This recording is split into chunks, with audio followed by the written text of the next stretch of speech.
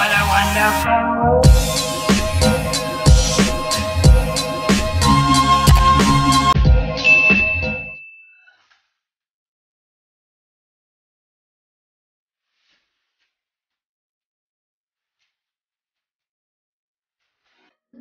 Hi guys, welcome back to my channel.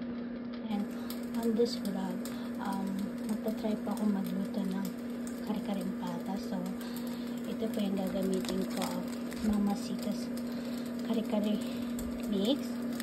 Tapos, yan po. Tapos, garlic, onions. I use white onions. And then, ito po yung veggies.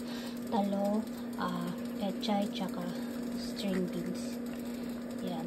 Hindi ko na po nilagyan ng ano ba na, puso ng saging, bamboo shoot kasi tinamad na akong bumalik sa importer.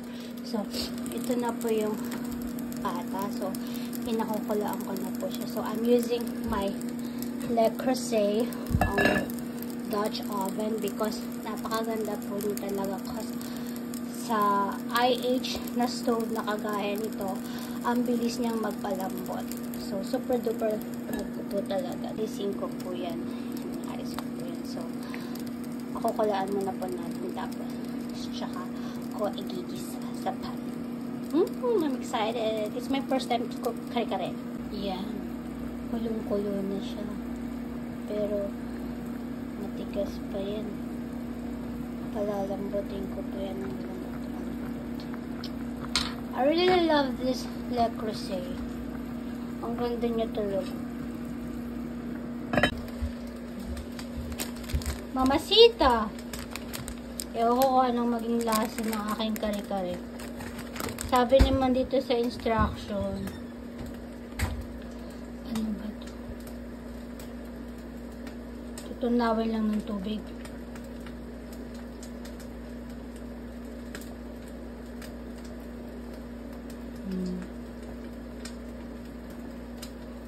I-dissolve sa broth.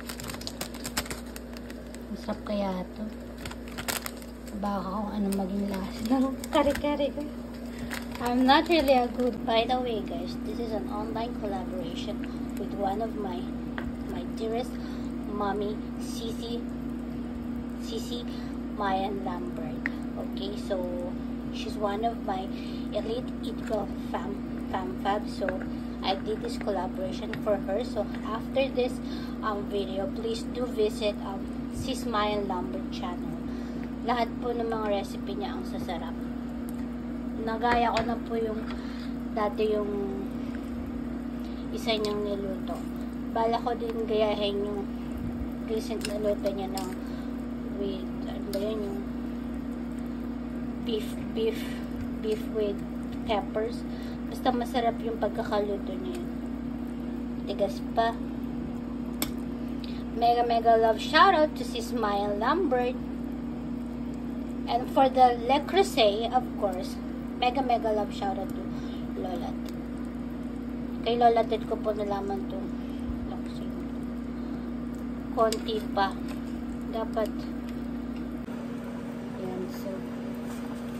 Isa na natin. Boil it. Ito na dito.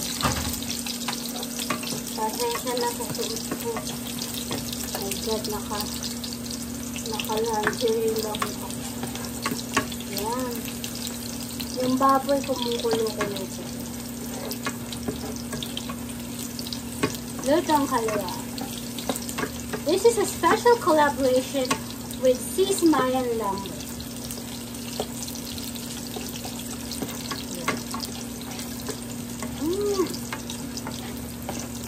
First time ko pong magluto ng kare-kare. Kaya wish me luck. So, hintayin muna po natin mag-brown. Then, white onion.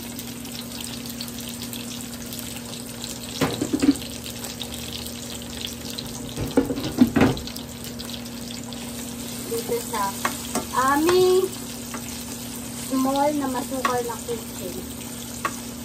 Linisin ko pa man din, hindi na maaalis. But we're planning to move next year. pork. Ang pata. Ang laki ng pata.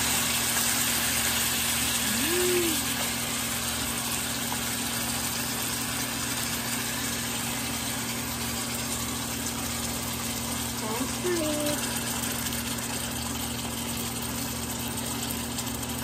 Mga 1 kilo din po. 1,000 yun. 1,000 yun dito. So, nasa dumikit. Ang lambot na ng taba. Kasi po, sa side ng father ko, Tagalog, Nueva Ecija po kami doon. Pag nagkakare-kare, pata po talaga yung ginagamit. Side naman ng mother ko, Bicol, Uwas Outside. Mahilig magluto mom ko ng magkatagata. Ginatang isda, Bicol Express. Ganyan. No? Tapos tigyan na natin ng fish sauce. Patis. Ang ginagamit ko po ito. This is from Thailand, Tipari. Alam ko ito yung favorite na ginagamit ni Chris Aquino na patis. Kasi yung mas mura po kasi ito kaysa sa Lawrence patis. Mura ang export ng Thailand. So, nilagyan ko na po ng fish sauce. Ang patis. Yate.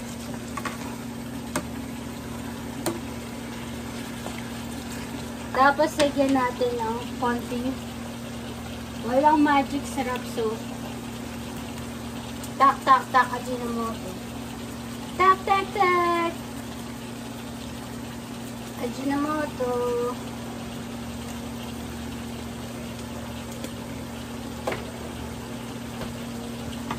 Ayan. Ako, yung lagi. Alam niyo po ako yung nagluluto. Ayoko ng masukan. Tapos, lagyan natin. Sabi sa instruction, tunawin. Tunawin sa bread. So, haluin natin.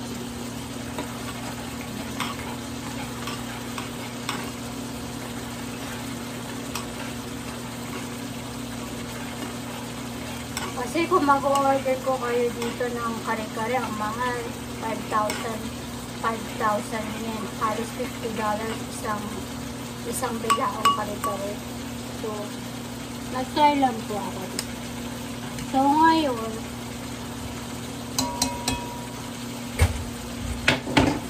itong broth, walang init.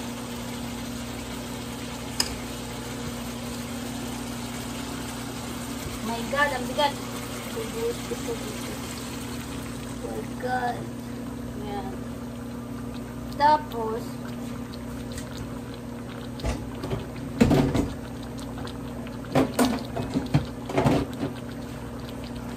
I don't know kung tamang ginagawa ko. Push natin yung sauce. Yan. Ito yung mga lasa nito. Tapos, let's mix it. Ako nilalagyan ba ito ng paminta? Hindi yata. Yan. Buti may natira pa. Sisimutin ko na siya.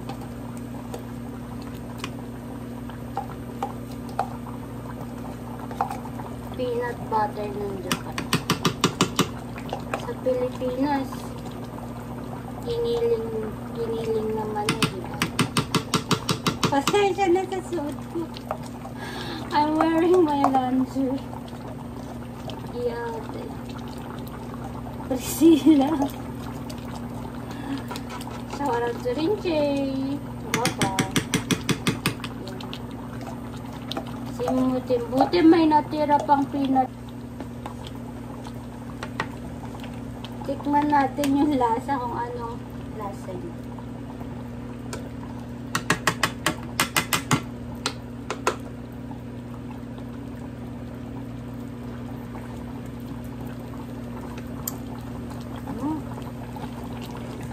Ang sarap niya na. Diba? So, tingnan natin yung lasa. Ito nga.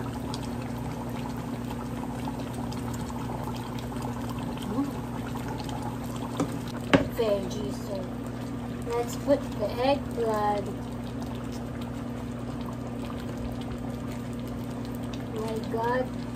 I'm so happy. First time ko makaluto ng kare-kare. Talong. Maliit yung lalagyan. Then, yung string beans. Wala kasing sitaw. Ayan. String beans.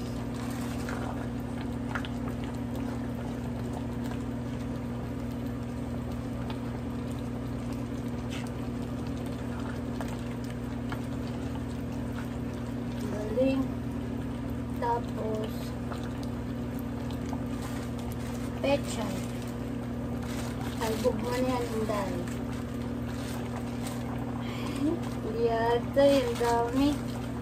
Tapos dagdagan natin ng water. Lumambot yung mga vegetables. Yan. Kumukulo na siya. So, ngayon, gumamit ako nito. Mamasitas at tsuwete para pumula yung kulay niya. Ay, giyatay.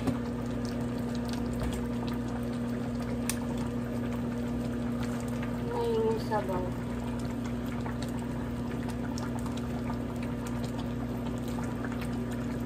Parang lutong Tagalog po. Tagalog version ng kare-kare. Yan. Yan. Para mapula yung color.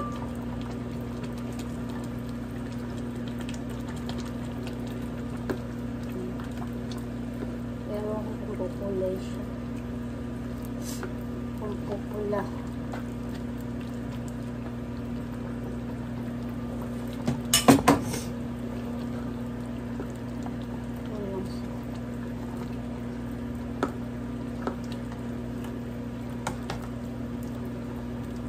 Ang lambot niya na. Kulang pa sa... Ayan. Yun.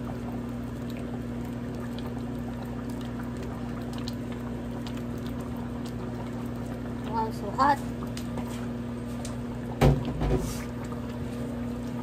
There we go. Ayan.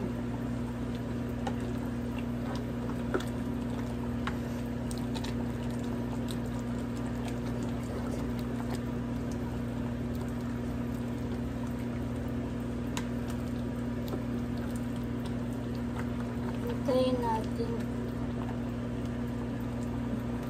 Ilagay mo patsuete.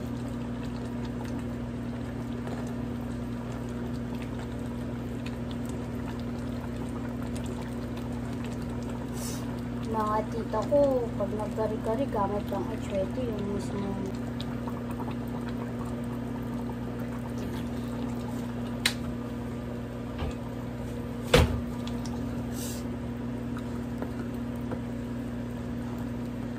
Harap mami. Ayun. Wow. Tikman natin ulit.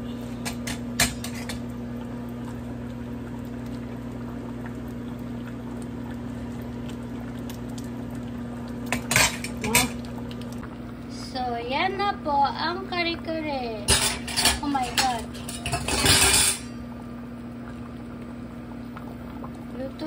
siya. Sobrang lambot ng pata. And then, of course, ang katerno niya is this one. Barrio Fiesta Bagoong. Ito po ang partner ko dyan. So, ang sarap po niya. So, thank you guys for watching this collaboration cooking vlog with Sis Mayan Lambert. So, after nyo pong manood dito, punta na po kayo kay Sis Mayan at let's watch kung ano pong klaseng kare-kare or dish ang lulutuin niya na siguradong masarap po talaga mga niluluto niya. I'm one of her fans and even Lola Tet too. And Mami Lori Ternay also. I like her cooking too. So, go na po kayo kay Sis Mayan Lambert. So, Sis Mayan Lambert, this is the recipe that I cook. I hope you like it. I'm so proud of myself because this is my first time to cook kare-kare. So, ayan. So, if you like this video, give it a thumbs up, comment, like, share, and please do subscribe to my channel and hit the notification bell. And watch my cooking, Anna's Food on the Table. Yun. Yung playlist ko na yan. Ayan. So, hindi ko naman po yung kakainin. Bukas ko pa yung kakainin. So, I'm so happy. So, go na po kayo kay Sis Mayan Lambert, one of my Eat Girl fam, and from the Team Big family. Love, love, love! Kare-kare! Tell me pretty lies, look me in the face, tell me that you love me, even if it's fake.